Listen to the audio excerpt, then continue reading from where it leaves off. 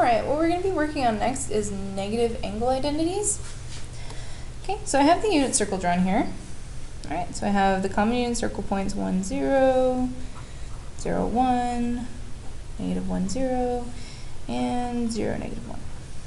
Okay, oops, can't really see that bottom part. See, 0, negative 1. Alright, so what a negative identity says, let's look at this blue one right here, is that if I have an angle theta, let's call this one theta 1, then if I find the sine and cosine of that and flip this angle over and look at my sine and cosine values of these, then notice that my x is the same, because I just flipped it over the x-axis. But notice that now my y is negative, right? Which makes sense because I'm taking the same distance here and just flipping it over the x-axis, so it'll be in the negative y district. Okay, so my x's stay the same and my y's become negative. All right, we can see that happening again with this pink one, so we'll call that theta 2. So if I take positive theta and flip it over, okay, my x and y are fine, right? So that's just x and y. But then notice that if I find the negative theta 2, which is over here, notice that it's also flipped across the x-axis, like this. So then my x value is going to be the same, right? So I'm going to have the same x value, but now my y value is negative, right? So before, my y value was this one right here. My x value is the same, but now my y value is this negative down here. Right, so what that gives us is that gives us some very interesting information. So let's write this down. So let's say that we know that cosine of theta equals x over r. Okay. And then notice that if we have the cosine of that negative theta that was in that picture, then that's going to equal also x over r. Right? So for this theta, right, if we let the length of this be r, then we have that cosine of that theta equals x over r, which is the same thing for that negative theta, right? Because it's the same x, and this r is the same distance. Right, so since these two are equal, since we have x over r and x over r, what we can say is that cosine of theta is the same thing as cosine of negative theta. And that would be one negative angle identity. What that means is, let's say I wanted to take cosine of, I don't know, let's say 45 degrees.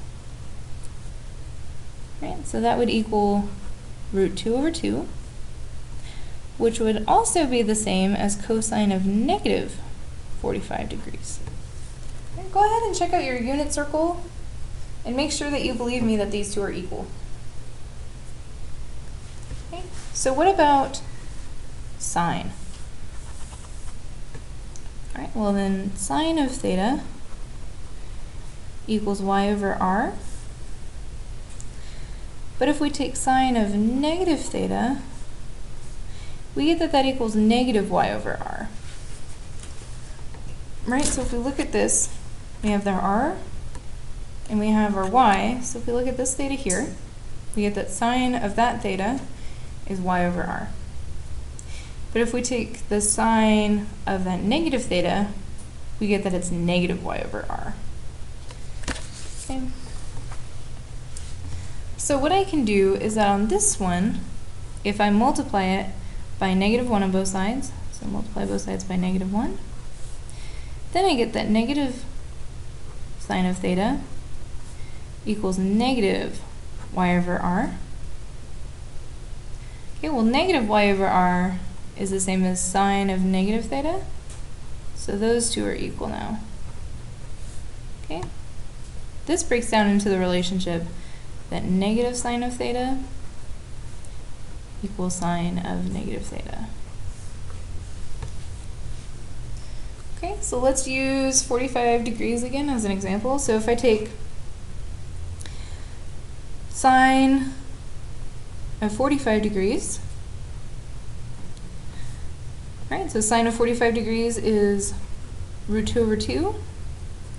Then I need to tag on that negative, and that's negative root 2 over 2. Okay? All right, now let's take sine of negative 45 degrees. If you look at your unit circle, that's also negative root 2 over 2.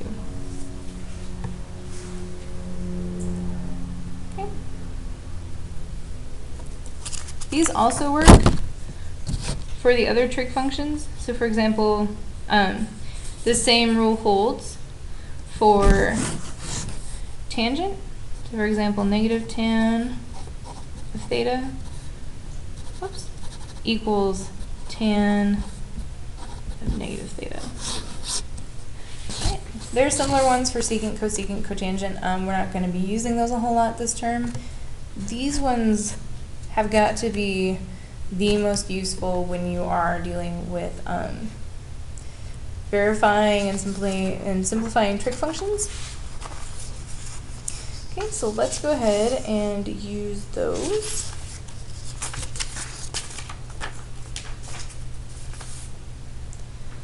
Okay, so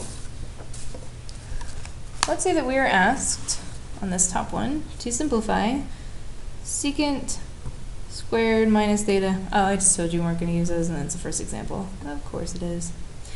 Well, as kind of a cheat sheet, kind of whatever holds true for its reciprocal holds true for it. So if cosine of theta equals cosine inverse, or cosine negative theta, then that's also going to hold true for secant. So secant theta is the same thing as secant negative theta. Okay.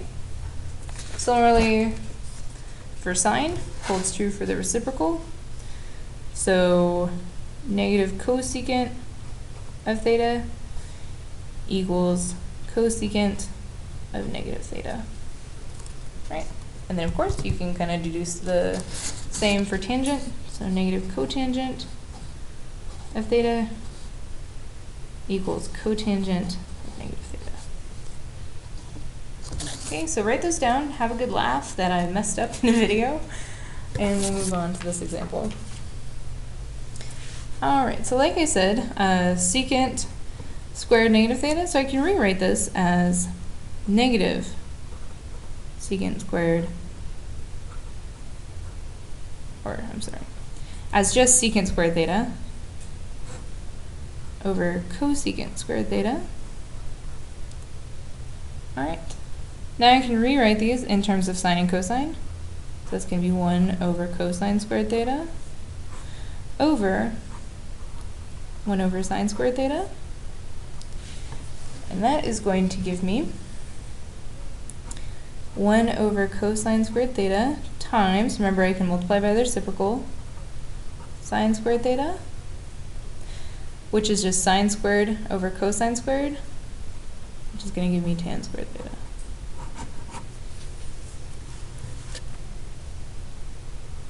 Alright, let's move on to this one. So I know that sine of negative theta, or negative, yep, is the same as negative sine theta. And I know that cosine of a negative angle is the same as cosine of that positive angle. Okay. And sine over cosine's tangent, so that's just going to give me negative tangent theta.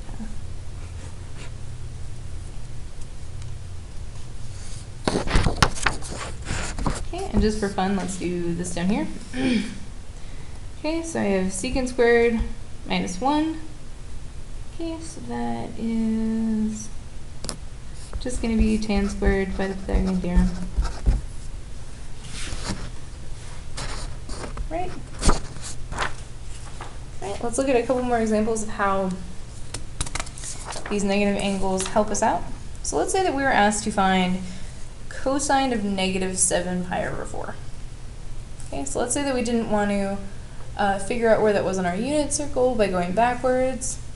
So since we know that the cosine of a positive angle is the same as the cosine of a negative angle, then we can just find cosine of 7 pi over 4 instead.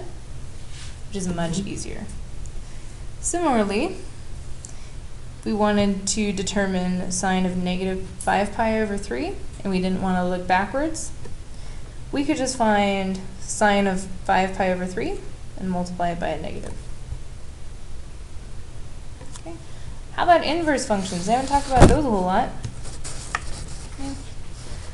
Okay. So let's say that we had cosine theta equals cosine inverse theta equals 1/2. Okay.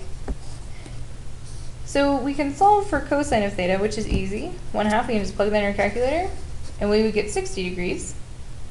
Now to find the other angle, since we know that cosine of theta equals cosine of negative theta, then we know that theta would equal 60 degrees, or it could equal negative 60 degrees, since these are going to be the same, so they're both going to be 1/2.